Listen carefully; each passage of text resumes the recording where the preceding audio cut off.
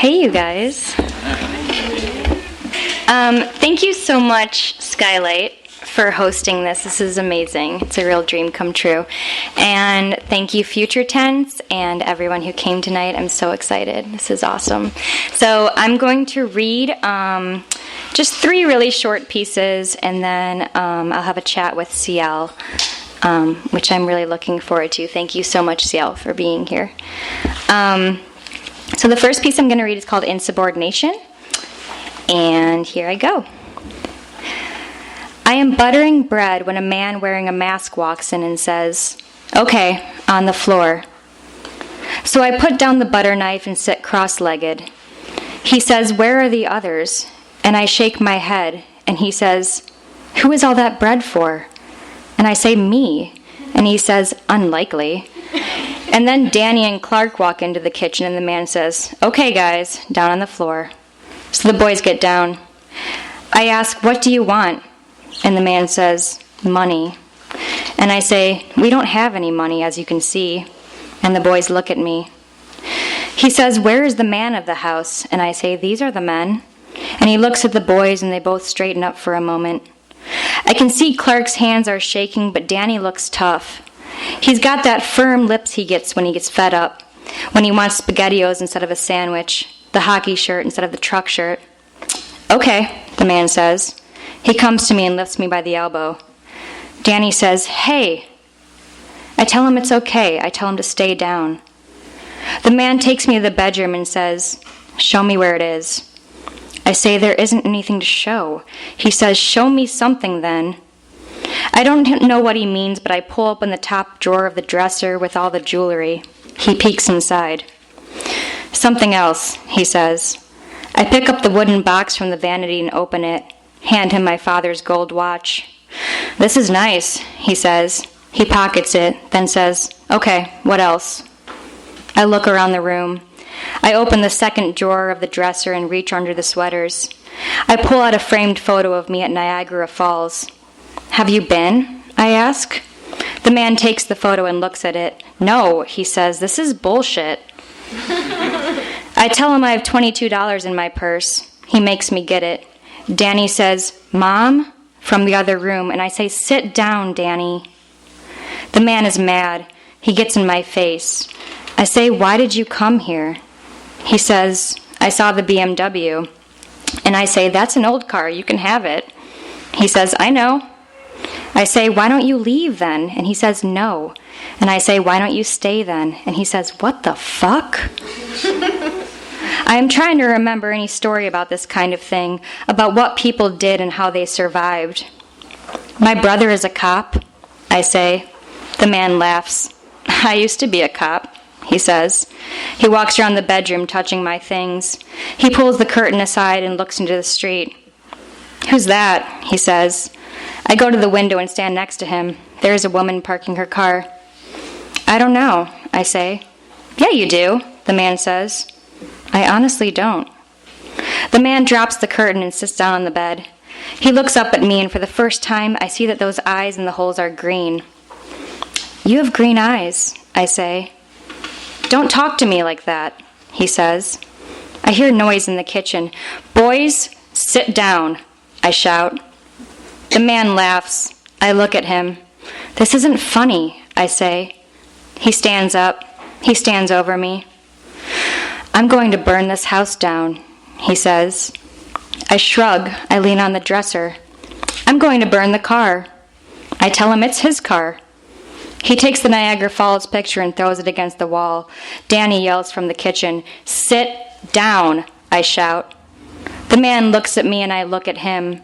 His eyes become narrow. "You're under arrest," he says. "For what?" I say. "Insubordination," he says. I shake my head. The man wipes his hand over the front of his mask. "You're a misfit," he says. He walks back to the kitchen and I follow close behind him. "Your mother is a lawbreaker," he says to the boy. "Your mother is a danger to society." Clark and Danny look at me. Clark cocks his head. The man takes a piece of buttered bread and eats it through his mask.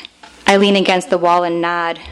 "She's a misfit," the man says, his mouth filled with bread. He walks slowly to the front door, still chewing. He pushes some magazines off the coffee table. I say, "Good night, officer," before closing the door behind him.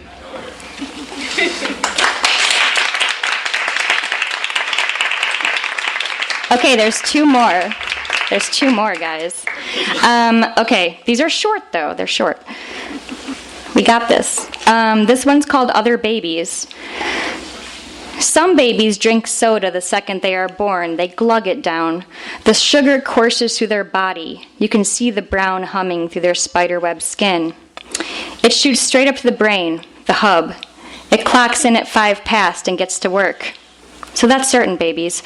Other babies determine the cheese level of their surroundings within seconds of inhalation.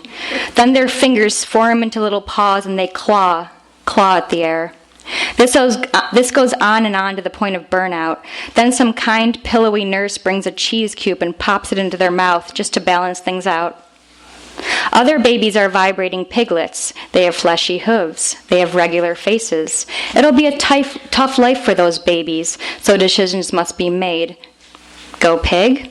Some babies go pig. Other babies don't. Other babies suck the life force from any adult human that looks into their clean glass baby eyes. The adult humans are powerless. They melt, get like a candle, dripping and lopsided. Their mouths stretch out against their bodies like wax, a lip starting at the shoulder and ending near the thigh. They try to lift an everyday object, a pencil. They can't. Their fingers are useless. They look at the baby and something strong happens inside of them. Other babies have the ability to chew gum. They find a way to move it around in their soft pink mouths, gum on gum. Any baby who can chew gum is known in their circle as a riot. Other babies do not care to move. They lie like rocks from the moment of birth. They lie like bricks. They stare up at the clouds and watch them slip across the sky. The clouds move like liquid, like milk. Other babies have 4 television screens positioned around their heads for total saturation. The outside world ceases to exist. These babies make friends with the pink cat. They think of stumps as seats. They aren't curious about anything. They don't ask any questions at all. Other babies are leaf dwellers. They prefer the dirt and they cocoon themselves in leaves. They bite a breathing hole through their leaf wrap. The darkness is welcome, no eye holes. Their bodies turn cold and tight, and then they bloom. Other babies hang on the rear windshield wipers until a member of a driving family says, "There's a baby back there on the wipers." They pull over and pry the baby's fingers from the wipers, a surprisingly tight grip. Then they brush the flies and the grime from its body and decide to love it. Other babies can smell when meat is perfectly cooked. They let out a violent bark, like a seizure-sensing dog sensing a seizure. These babies end up kitchen companions, propped on the counter, maybe strapped to a cupboard with a bungee cord. Other babies look groovy in tiny jean jackets or tiny leather jackets and tiny leather pants. They wear groovy little sunglasses with an elastic strap. The plastic smashes their eyelashes. Their onesies are decorated with bones. Other babies pinch themselves and cause injury, puffy arms and legs covered in sharp red pops. This condition is handled with heavy sedatives that cause a baby's eyes to roll back in their head and their mouth to go slack, and they can't listen or learn or even eat, but they also can't pinch. Other babies are stubborn jackasses. They cross their arms and roll out their bottom lips and just refuse. Other babies carry small baskets everywhere. They exit the womb with a basket on their arm. Then it's time to fill up the basket, gauze or whatever at the hospital, then moving forward, anything else that is around. Packs of chiclets, earrings, coins, diaper cream, eggs, crackers, tape. They carry the basket around and people peek inside the basket and say, "Oh, what have you got there?" And the baby holds it up all proud. Other babies prefer cows over any other animal. They admire their tall bodies and large heads. They admire their twitching legs and the flies gathered around their eyes. They want to hug a cow's neck, pull the loose skin, have the cow not react, or have the cow lick their chins very hard. Other babies read at a high level right away. They hold a newspaper out in front of them and shake it to flatten the pages. They lick their thumb and turn to the world news. They get a serious look on their bald faces. They look out the window and think something, then turn back to the text. Other babies do not make it very long as babies. It would have been better if they were born a bit older. They can't be handled. They make someone scream and want to crash the truck. Sometimes they are poisoned. Sometimes people have to live with having poisoned a baby. Other babies are very alive. They are in every room, in every muscle, in every eyeball. They are loud, rushing blood. They are the arm or the leg of someone, and that person can never shake that arm or leg. They just stare at it, wonder if it's really a part of them or if it's not a part of them. They can't figure it out. Is that baby me? Am I that baby? It's all very confusing. They really want to grab and find out. They try to hold their own hand, their own leg. They feel their skin on their skin, and they cry.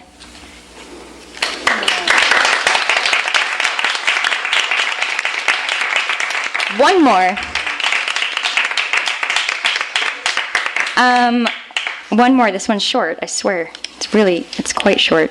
This one's called Scooter. I saw a man holding a gun to a dog's head, and another man taking their picture. So I stepped back and assessed, like, number one, what is going on here? Number two, do I want to see it if this man blows this dog's head off? Number three, what's the other possibility here? The other possibility that my brain came up with pretty fast, I have to say, is that this is a photo shoot for an instructional book on dog training. The title of the book is, Do You Ever Just Want to Kill Your Dog? Or maybe it's, Are You Holding Your Dog Hostage? Which could mean that you're not walking your dog or taking it out enough, and that's the reason for the bad behavior. Or maybe it's, You won't have to hold a gun to your dog's head to get them to do these 10 tricks. That's the obvious situation, so I lean over the fence and I say, Hey, when does the book come out? And the men both turn to me, and the dog tries to lie down, and the man with the gun nudges the dog back into a seated position. The man with the camera is crouching, and he stands up and walks to the fence, gets right up on it, and looks into my eyes, and his eyes are green, and he says, Do you want to see something crazy? And I say, Well, not if it's what I think you mean. And I nod at the man with the gun, and the camera guy looks at him, and then looks back at me and laughs and says, What? No, come on over. Come on, there's a gate here. I think, well, okay, maybe I can save this dog, we'll be bonded for life. Maybe I'll get shot in the process, be a local hero, get a sum of money. I go through the gate, and I get in there with the three of them, and the camera guy says, Come here, look at this. He takes me to the dog, and he says, Scooter, get up. Scooter, get up. The dog gets up, and its back legs are totally dead, like paralyzed or something, and the knees, I guess you'd call them, are calloused over. The camera guy says, Go ahead, Scooter, shake a tail feather, walk a while. The dog listens and starts going, and is just dragging those worthless legs, but is really moving, not slow at all. And then the camera guy says, Okay, Scooter, good job, come back now. And the dog listens. The camera guy says, This dog doesn't deserve to die, but some people want it to die. Oh, I see, I say, so you're not killing it. The camera guy says, No, we're not killing it at all. And the man with the gun aims at the sky and pulls the trigger, and nothing happens except for his loud whoop, his loud and joyful whoop.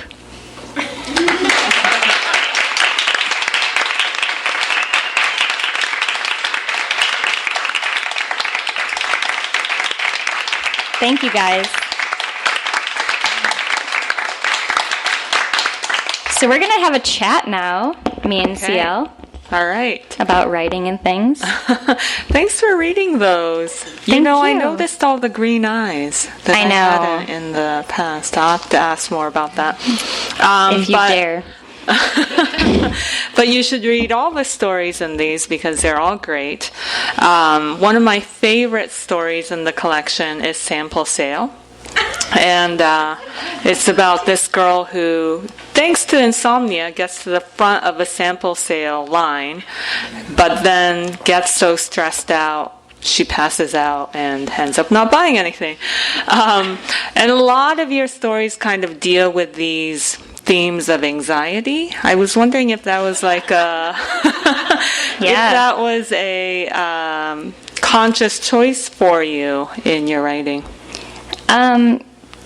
Yeah, I mean, conscious or subconscious, I deal with anxiety a lot in my life, so I think it's only natural that it entered into my writing. In Sample Sale in particular, it's kind of about a woman who is having an actual mental break, and it's having a moment where she's in a real world situation and going through this anxious freak out, and it's that's a thing that happens, and it's kind of revealing to be writing about anxiety so much, but I've dealt with it for so long that it just is something that I feel more comfortable talking about now, and writing about it has actually been kind of therapeutic in that it like normalizes it for me. Like it makes it something that's outside of myself, that's not just in my head, that I can put into a situation where I can like understand it and think about it as something that other people are going through as well. So yeah, it comes up a lot. You'll see a lot of anxiety in my book, but it won't be stressful. I hope that it'll be kind of interesting in a way, because it's also about like identity and the self, and thinking about how how you can kind of like reach a middle ground with yourself and like who you are, and that's a big part of it as well, like identity stuff. Mm-hmm. Yeah. Sure. So related to that, I mean, with anxiety, you add a lot of humor. So yes, it's not like, stressful anxiety. No, it's not totally gloomy at all. No. Yeah.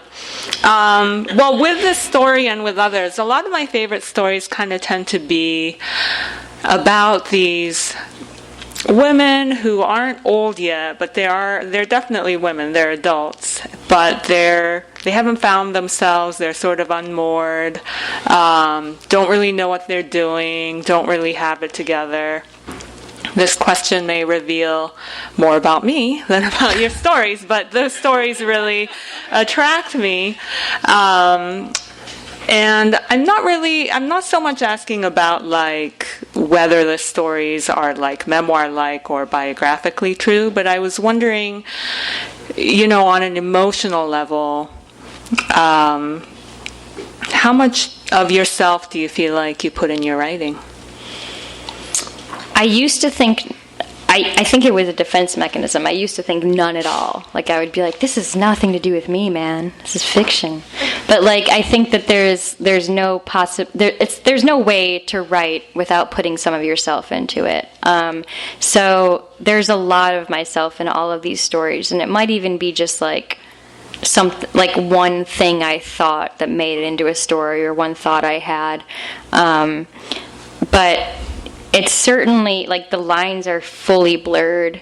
There's some things in here that have definitely happened to me, but exist in, like, a completely fictional realm. So, like, I'll take a thing that happened to me and put it in a fictional story, which, for me, is comfortable. I've never written memoir. I've never really written personal essays. I haven't really tried to. It might be something to try, but for me, that's what's comfortable, is to kind of like slip some things in there, and otherwise have it be something I can control and create, which works for my anxiety level. Even with the 3 stories you read, they were so varied. Like, a couple are sort of, none of them really have traditional narrative arcs, but a couple of them have a narrative. The baby one, less so, right? Mm-hmm. And some of the pieces are really, really short. They kind of seem like prose poems to me.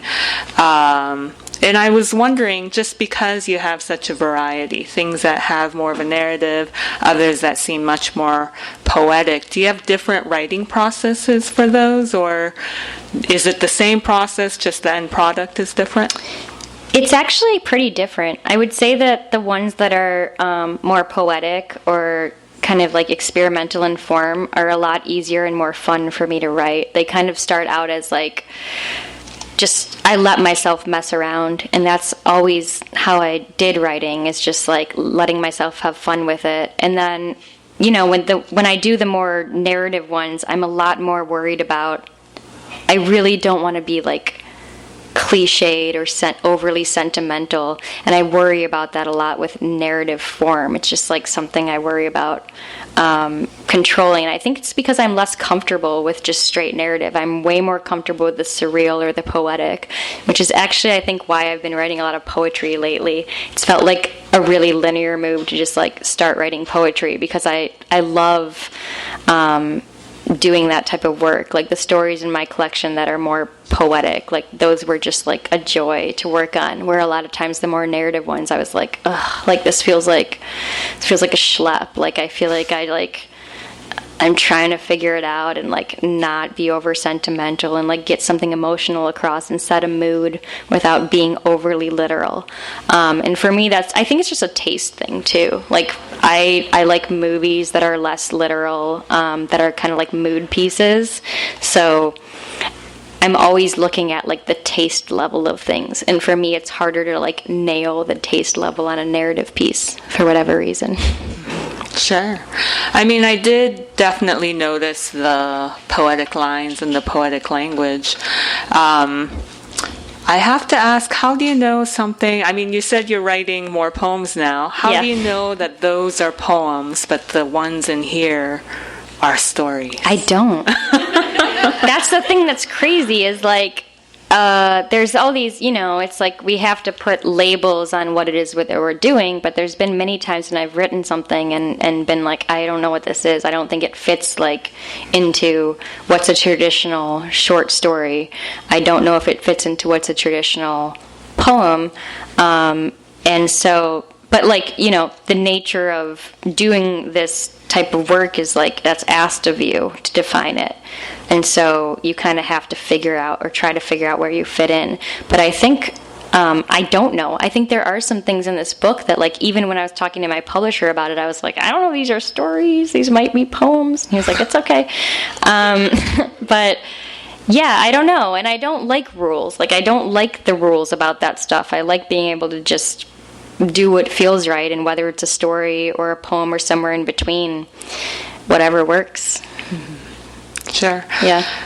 You brought up the surreal already. Yes. Which I'm glad you did. And one story that stuck out to me. I mean, some of the stories that have a narrative are still surreal. Like there's a story about a kid who's like way out in the middle of nowhere and putting coins into this like peep show, but when the like door thing opens, when I guess the peephole opens, it's like hairy women's legs. Yeah. But he's like addicted. Yeah. Addicted to it. Buy the book. Keeps putting the coins in. Find out. So I wanted to, great story. You should get the book. I was wondering where that surreal comes from. Is it dreams? Is it just an interest in the surreal in general? Are you a surrealist? I'm a surrealist, man.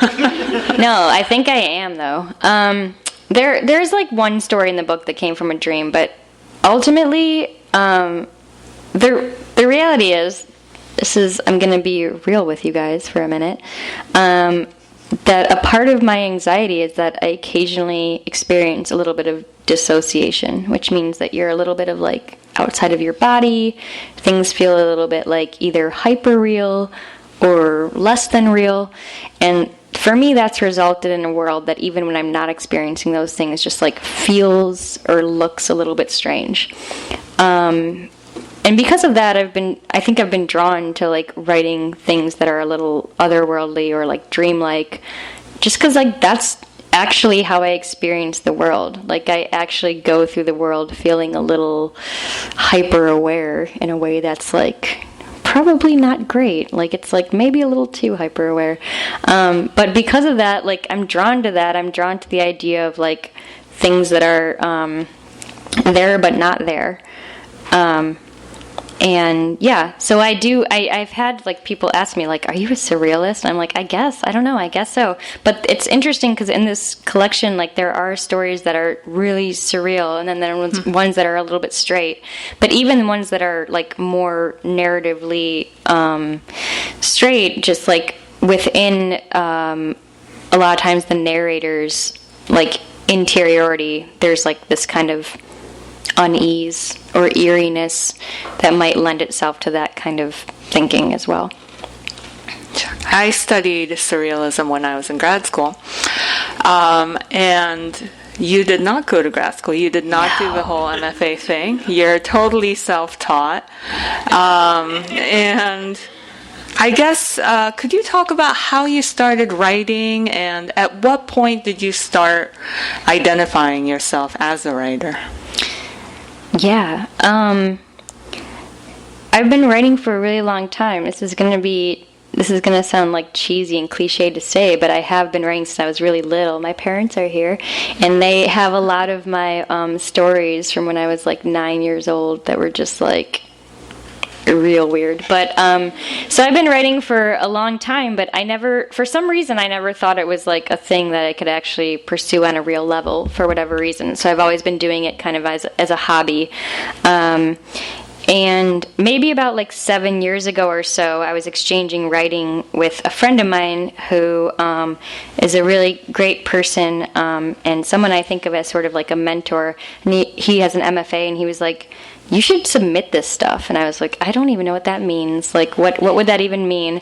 And I knew about literary journals and that kind of thing, but he kind of like told me about the process, and so I started doing it, and it worked out, and it was sort of surprising to me because there have been times where, because I don't have an MFA or because I don't have any kind of like, I've never done a workshop or anything where I felt a little bit like a phony or like I don't know what I'm doing. But I've kind of let that go a little bit because I've gotten enough support where people are like, "You're fine, man, like you don't need that." So I've only really started identifying as a writer in the past like few years, and it was really like Kevin at Future Tense. I met him in Portland, and he said like, "I really like your stories, you should send me a manuscript." And I kind of didn't believe him. I was like, "Okay, yeah, I'll do that." And I didn't, and then he followed up with me, and it's a thing where I've almost needed to be like, I've needed to feel the need to be legitimized, and part of that I think is because I didn't go to school. Like, I'm almost like, am I for real? Like, is this real? But I feel good about it now, and it's something that I've done for so long that like it feels right and continues to feel right, and it's really cool to like be doing this. Like, this is just great. Yeah. I'm glad you're doing it. Obviously you didn't do any formal workshops, but did you have, or maybe you did you? No, I didn't. Okay. So did you have people read your work? Do you share your work before you send it out? Yes, totally. I have like I have a few readers who I trust explicitly, and there are people who like, for me it's like a taste level thing. Like, it's people who I have to like trust their taste because I like the work that they do, or I like the work that they like. And one of the things I struggle with a lot, and I like talk about a lot interpersonally with my friends and stuff, is how I have a really hard time with the idea that like it's impossible to be objective. Like, how can you possibly be objective about your own work? You really can't. So my best bet is to put that trust in people whose taste I admire and who I think, I want them to approve of the work I'm doing. So yeah, totally. I definitely look to certain people, and even when I'm writing, I have certain people in mind who I'm like, would they think this is cool or lame? Like, I don't know. And I'll hold those people in my mind sort of as like my ideal reader, which has been really useful to me. Mm-hmm. The individual stories in this collection, as we've talked about, are really, really varied. But when I read the collection, they really did seem to cohere into a work. So I was wondering if you could talk about the process of just putting it together. How did you know that certain pieces belong together? Were there a lot of things you chose not to include? How did that come about? Yeah, this was, it was weird because when Kevin from Future Tense asked me to send him some work, I sent him like a really short group of stories that I thought maybe he'd want to do a chapbook of, which for those who don't know, like a chapbook is like it's a little small little guy, like 40 pages or something. Often there's poetry chapbooks. And he was like, no, this is great. Like, we should do a full-length thing. And I had a lot of stories that I had sitting around